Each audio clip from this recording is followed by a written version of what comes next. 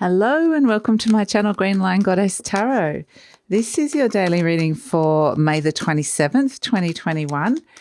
And we're doing the reading at night tonight. And I just woke up this morning and got told, don't do the reading this morning, do it tonight. And I was like, okay, I will just listen to that. I've learned to listen to those sort of messages.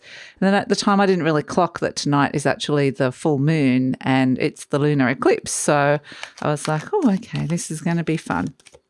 And been spending a bit of time about the lunar, thinking about the eclipse and how that's going to impact all of us, because I know that some of you are having wildly different experiences and can have wildly different experiences with an eclipse.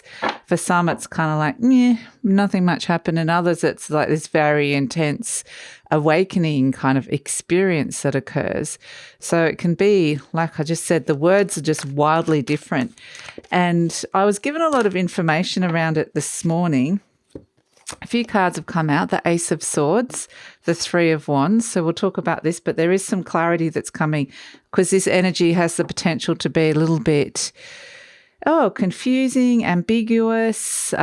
People can be a bit wishy-washy, lack of focus. It can be just not really knowing where you are, whether you're left, right, centre. And so it's just really interesting, the eclipses, because what they showed me was normally there's the three planets or three heavenly bodies, really, planetary bodies. So there's the sun, there's the earth, and there's the moon. And they're all kind of doing their thing. You know, the sun's orbiting around, the earth is orbiting around the sun, the moon's orbiting around the earth, and the sun just does its thing because everything revolves around it. And usually the sun represents the external, your identity, the masculine, what you can see, and what's, right in front of you, illumination. And the moon is like the internal, not the external. It's the feminine, it's the intuition, it's your deep emotions. It represents mother, and sun represents more the masculine side. So it's the deep feminine, mother, father kind of energy. You could see it like that.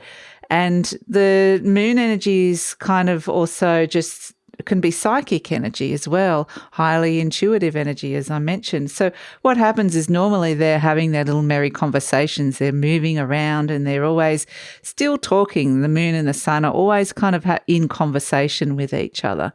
And then what happens with an eclipse is they're all in a straight line. The lunar eclipse, anyway, the full moon lunar eclipse. And the shadow of the earth completely obscures the moon. So for a moment, that conversation, the moon is in darkness. Well, we know not real darkness, it looks red. But if for that moment something is has interrupted the conversation, suddenly it stops. And the way they showed it to me was like, the old movies where someone walks in through the salon and everybody stops and stares at them and there's just silence. And it's in that moment of silence, no one knows exactly what's going to happen. It could go a few different ways. They could just resume back to their drinks and pretend nothing happened, or there could be some kind of conflict.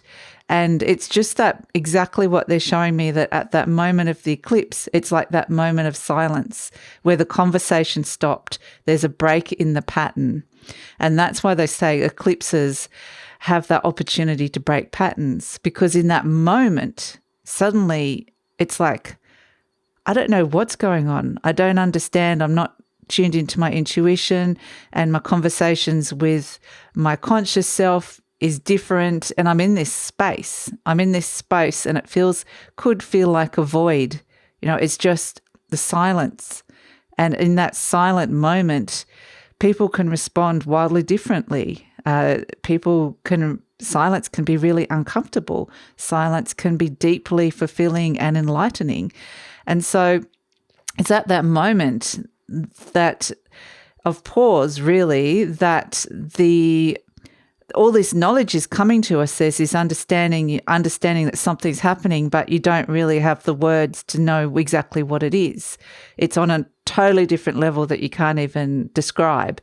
And so that's the thing, that after the lunar eclipses, it's a sense that in that moment, it was like you could see what the pattern was.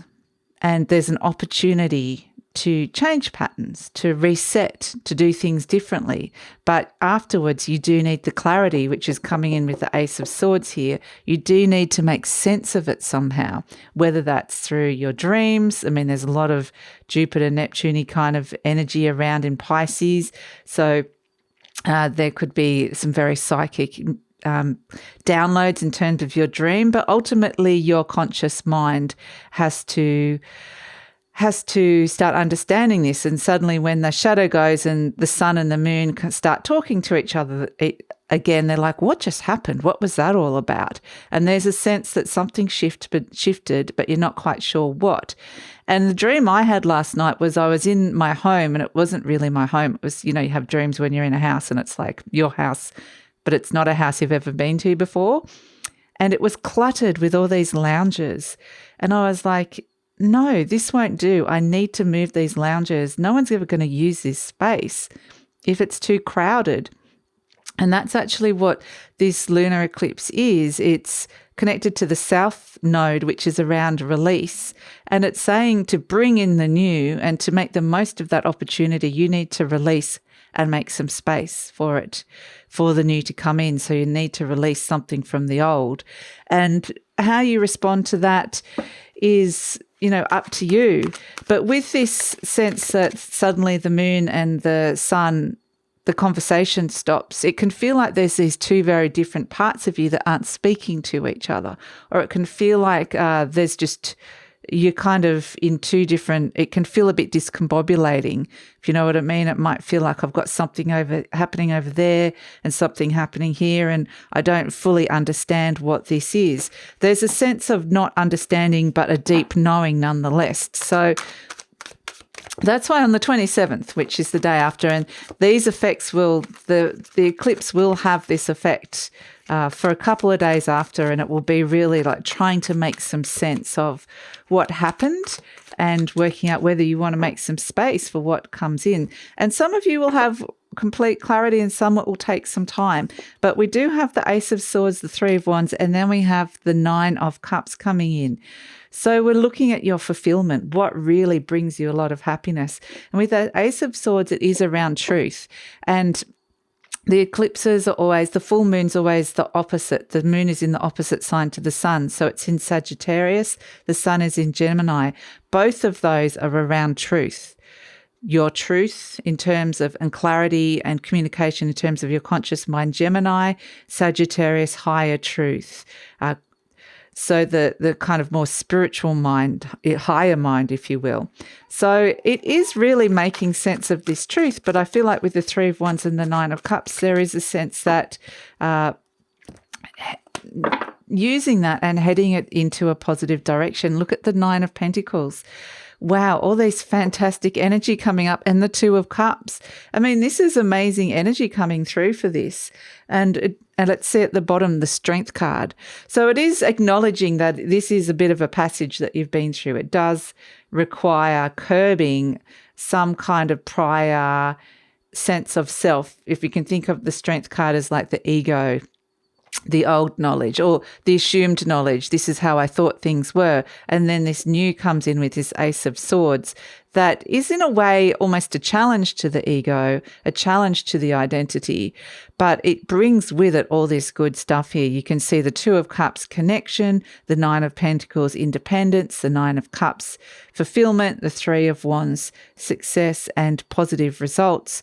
And so it's kind of saying whatever new ideas that you bring in, it's got all this good stuff coming in with it. And to really think about, what it is that you want. It's got something, it's got something of every element here. It's got the air, it's got the fire, it's got the water, it's got the earth. And it's like saying, bringing this interesting looking at all aspects of your life kind of from a bird's eye point of view, and ultimately connecting you to a higher version of yourself, which will has the opportunity to bring through these things. I mean, this is just such good reading with these cards. They're fantastic cards. And so the Two of Cups is love for some of you. The Nine of Pentacles is more money. The Nine of Cups is things can start lining up. The Three of Wands is that all those things that you weren't getting results before, you might start getting some initial successes and results. So, and these might be moments of clarity of how you can bring these aspects into your life. That's what I'm kind of thinking. It's kind of what I'm getting is it's like you've got this bird's eye view. It's almost like the ghost of Christmas past that shows you all these aspects of your life and says, what do you want? What do you want to reset? Because you can make all these things happen if you wanted to.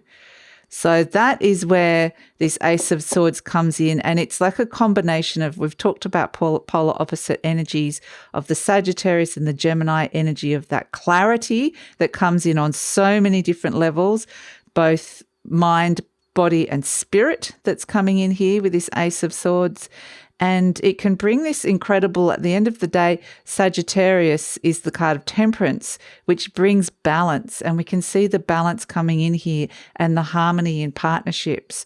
And so the thing with the strength card is you can see that the infinity symbol, the curbing of the ego, opens the mind to infinite possibilities, to truths that you may have never experienced or understood before.